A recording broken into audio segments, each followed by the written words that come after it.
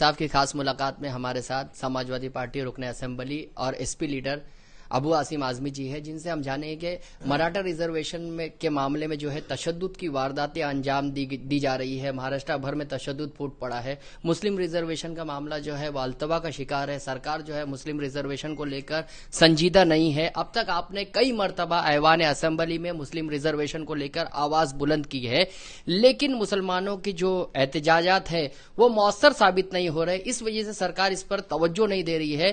तो इस सिलसिले में आपने दोबारा जो है 5% रिजर्वेशन का डिमांड जो है वो किया है। इस सिलसिले में समाजवादी पार्टी की हिकमत अमली क्या होगी और किस तरीके से आप रिजर्वेशन का डिमांड आगे करेंगे? नहीं, मैं देख रहा हूं, मुझे ऐसा लगता है कि इस मुल्क में सीधे उंगली घी नहीं निकलेगी, उंगली टेढ़ी करनी पड़ेगी और हम वो नहीं करना चाहते हैं। हम सड़क पर उतर कर तशद्दुद करें, हम जाकर किसी मिनिस्टर के घर को तोड़ें, कांच तोड़ें, हमारी हैसियत नहीं है। अगर हमने ये किया ना तो हमारे कई सौ लोग गोलियों को निशाना बन जाएंगे, कई लोग जेल भेज दिए जाएंगे और हम आतंकवादी कहे जाएंगे। हमारे साथ इंसाफ नहीं हो रहा है। वो कत्ल भी करते हैं तो चर्चा नहीं होता, हम आ भी भरते हैं तो हो जाते हैं बदनाम। कांग्रेस और एनसीपी ने लाया था 2014 के पहले इलेक्शन में कि मुस्लिम समाज को 5% रिजर्वेशन सर्विस में और एजुकेशन में हम देंगे, हमारी सरकार अगर आगे आई तो, और 16% मराठा समाज को। किसने लाए? ये सरकार ने लाया। तो अभी तक तो इतने दिनों से नहीं हुआ, सरकारें उनकी आई। अब मैं देख रहा हूं कि मराठा समाज इकट्ठा होकर के पूरी ताकत के साथ सरकार को घेरे हुए है और सरकार बिल्कुल कदमों में आ चुकी है। सरकार घबरा चुकी है। लॉ एंड ऑर्डर की सिचुएशन पूरी खराब हो चुकी है। किसी मंत्री की हिम्मत नहीं है कि जाए कहीं, तो घरों से निकलने की हिम्मत उनकी नहीं हुई है। अगर यही एहतजाज मुसलमान करते तो क्या होता? मैंने कहा ना कि गोलियों को निशाना बन जाते, जेल भेज दे जाते। एक छोटी सी परमिशन मांग रहे हैं हम, सिर्फ इसलिए कि हमारी मस्जिद अक्सा हमारी जो है इसराइलियों के कब्जे में है।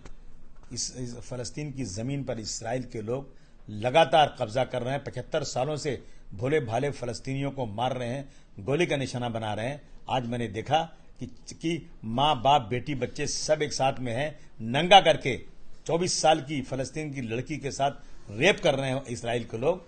मैं मुसलमान हूं, मेरी मस्जिद है, मैं उसके लिए सिर्फ और सिर्फ अपने गमों गुस्से का इजहार करने के लिए सड़क पर उतरना चाहता हूं। महाराष्ट्र सरकार मुझे परमिशन नहीं दे रही है, मुझे जेल भेज देंगे। क्या इंसाफ है? ये जमहूरियत है? ये डिक्टेटरशिप है? मैं अगर उतरूंगा कि भाई मेरे जी रिजर्वेशन मुसलमानों को 5% दो और मैं तशद्दुद करूंगा, तो मुझे लगता है कि मुझे जिंदगी भर जेल में रहना पड़ेगा। हम तो बड़ी ईमानदारी के साथ लॉ एंड ऑर्डर को मेंटेन करने हुए, कानून का पूरा पालन करते हुए मैं मांग कर रहा हूं। मैं मराठा भाइयों का पूरा सपोर्ट कर रहा हूं, उनके इस आंदोलन का, इनके इस मांग का, उनके रिजर्वेशन का। इसी के साथ साथ जब एक ही साथ में दोनों के रिजर्वेशन की बात हुई थी तो मैं मांग कर रहा हूं कि मुसलमानों को भी 5% रिजर्वेशन मिलना चाहिए। और यह फर्ज होता है कांग्रेस और एनसीपी का, खास तौर से उन लोगों को, उनको कहना चाहिए कि इसी रिजर्वेशन के साथ साथ मुसलमानों का रिजर्वेशन भी मिलना ही चाहिए। और अगर नहीं मिला तो मैं मुस्लिम कौम से पूछूंगा कि इनसे सवाल करो, ये हमसे सिर्फ वोट लेना चाहते हैं, हमें बर्बाद करना चाहते हैं, सिर्फ मुंह से बोल करके, और पीछे जो है कहते हैं ना कि मुंह में राम बगल में छुरी, और हमें जो है हमसे वोट मांगेंगे। हम उनके वोट बैंक हैं, हम उनके मधुआ गुलाम हैं और हमारी बातें नहीं करेंगे ये लोग।